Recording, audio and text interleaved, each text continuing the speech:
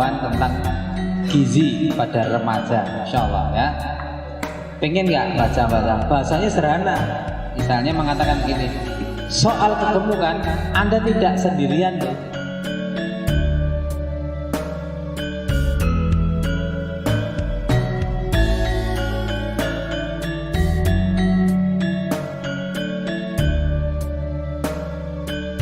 Makan terus belum hari Pak Dokter? Saya makan 2 gitu jawabannya. Itu 2. Telur rebus bagus, telur goreng boleh. Ya. Telur goreng kalau saya lebih suka yang orak-arik karena orak-arik lebih bagus daripada yang telur digoreng kering. Diet itu tidak hanya soal kegemukan dan dia tidak hanya soal kalori, tidak hanya soal makanan, tapi juga soal hormon. Hormonnya ada banyak, ada hormon namanya growth hormone. Growth hormone itu akan bekerja dengan baik ketika kita tidur malamnya cukup. Maka kalau orang suka begadang justru menjadi gemuk. Jadi tolong yang kegemukan jangan suka begadang. Waktunya sudah cukup istirahat, harus segera istirahat. Betul?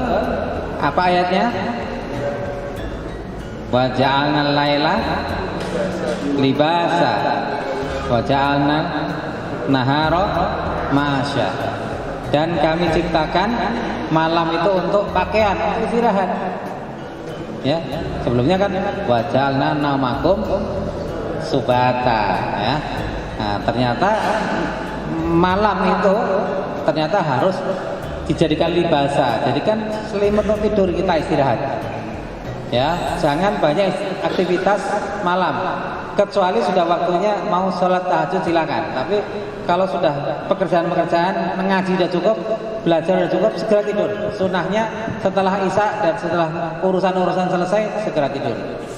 Nah itu sangat berpengaruh terhadap bekerjanya yang namanya human growth hormone.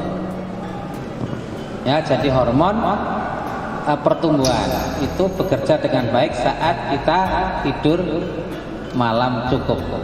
Yang kedua namanya hormon insulin. Bagaimana cara memperbaiki kerja hormon insulin? Caranya adalah aktivitas fisik. Jangan sampai tidak olahraga. Nah, itu ya. Terus hormon ketiga yang namanya hormon kortisol. Hormon kortisol itu muncul kalau kita stres. Dan itu akan menghambat pembakaran lemak. Jadi kalau stresnya muncul, kortisolnya meningkat, maka dietnya gagal. Stres itu berarti bisa stres psikis, bisa stres fisik. Stres fisik contohnya apa? Olahraga terlalu kenceng, terlalu keras. Jadi malah nggak boleh. Olahraga harus bisa dinikmati, ya. Sedang-sedang saja dan dapat dinikmati, cukup kemeringat, tidak menimbulkan kita terlalu capek. Nah, itu olahraga yang baik. Kalau terlalu capek kita menjadi stres, lalu muncul kortisol. Oh ya, tadi puasa itu juga memperbaiki hormon insulin kita. Luar biasa kan? Jadi rajin-rajinlah puasa sunnah. Nah, karena akan memperbaiki insulin kita.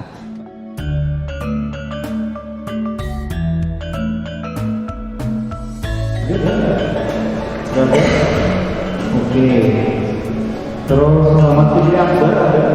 Terus Raih Hanur ada. Ke perpus silakan. Nanti dilengkapi lagi nggak apa-apa. Sekarang kesana. Jadi dari SW, adik-adik dari SW yang sudah disarankan dari Ustadz Taqwa, yang saya mendengar dari beliau ada 30-an, silakan bisa ikut semua. Oke. Silakan. Yang ini tadi sudah ngacung duluan, boleh geser ke sana. Oke. Sudah bisa pindah ke sana. Sambil santai yang mau tanya jawab boleh ya. Ini berapa tingginya? Namanya siapa namanya? Nadir. Nadir 168, beratnya berapa? 82 ya. Oh ya, agak kelebihan juga ya. Nanti belajar ingin rada kurang sedikit, ingin agak langsing dikit, enggak harus banyak-banyak. Yang penting normal, bukan kurus tetapi cukupan, betul nggak? Jadi ukurannya bukan kurus loh, cukupan. Nah, saya pernah loh mas 97 kilo. pernah. Ya, lalu saya diet, saya mengatur pola hidup.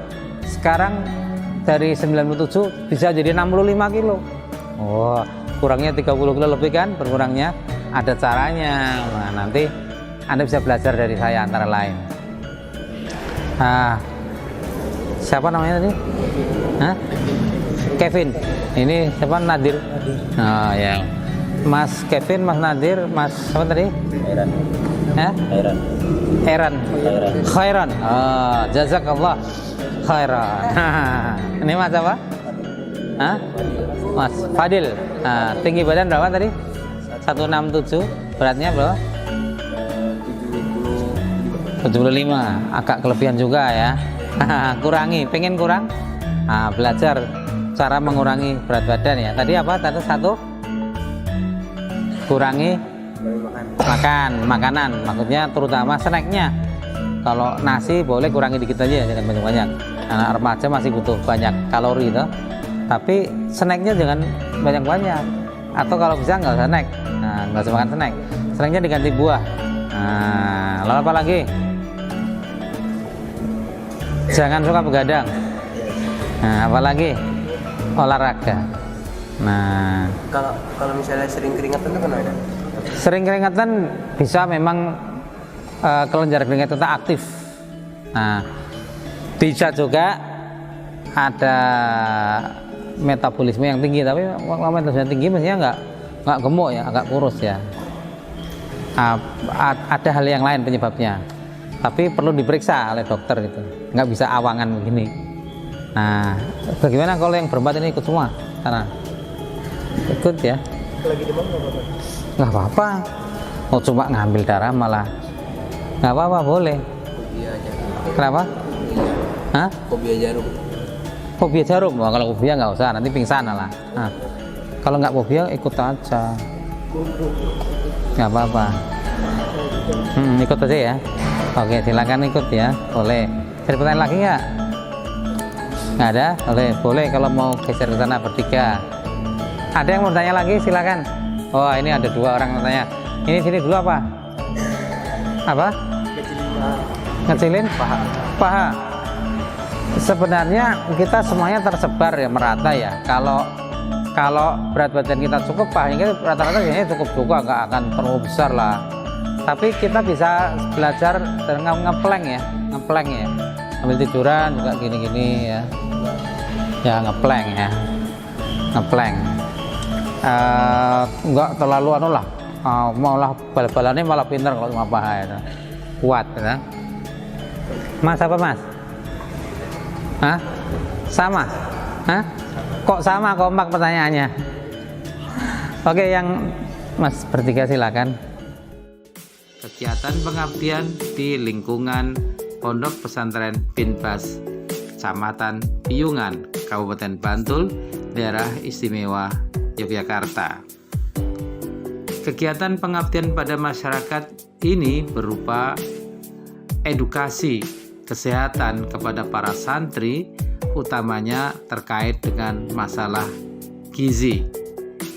Obesitas menjadi salah satu perhatian oleh karena menunjukkan tren peningkatan angka kejadian yang terus meningkat dari tahun ke tahun, utamanya pada 30 tahun terakhir.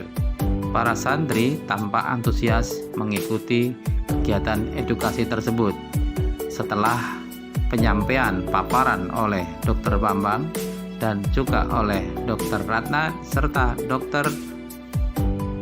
Gina Puspita yang dilaksanakan secara terpisah, para santri secara antusias melakukan tanya jawab perihal obesitas tersebut. Beberapa santri yang tampak mempunyai perawakan gemuk juga menyatakan tertarik dan ingin mengurangi kegemukan mereka mengingat risiko yang ada di balik kegemukan tersebut. Para santri Pondok Binbas, putra maupun putri, menyatakan senang dan bergembira atas kegiatan tersebut. Bahkan beberapa santri yang tampak mempunyai berat badan lebih juga menyatakan keinginan serta kesiapannya untuk mengurangi berat badan mereka, mengingat risiko atau bahaya yang ada di balik kegemukan tersebut. Edukasi kepada para orang tua dan wali santri dilakukan secara daring atau online, mengingat orang tua dan wali santri tersebut sebagian besar justru ada di luar daerah istimewa Yogyakarta.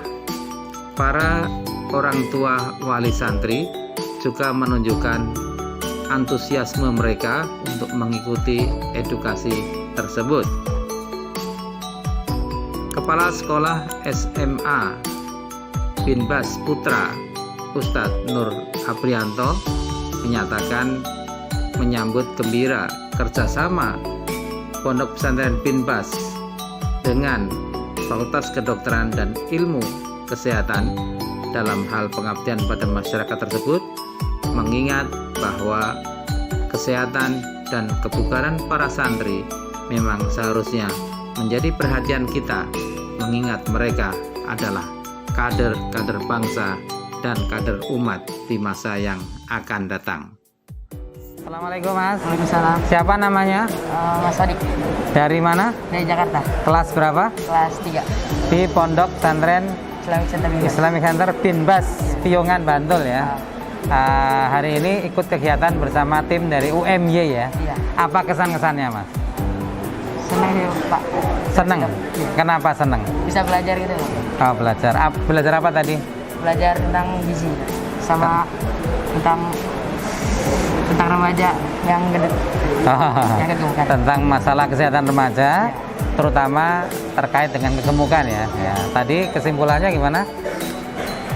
Kegemukan itu Kegemukan itu bisa mengakibatkan dapat mengakibatkan stres gitu. ya dapat menimbulkan masalah kesehatan ya, macam-macam ya, bisa psikologis, bisa fisik tadi ya, nah, bisa fisik ya.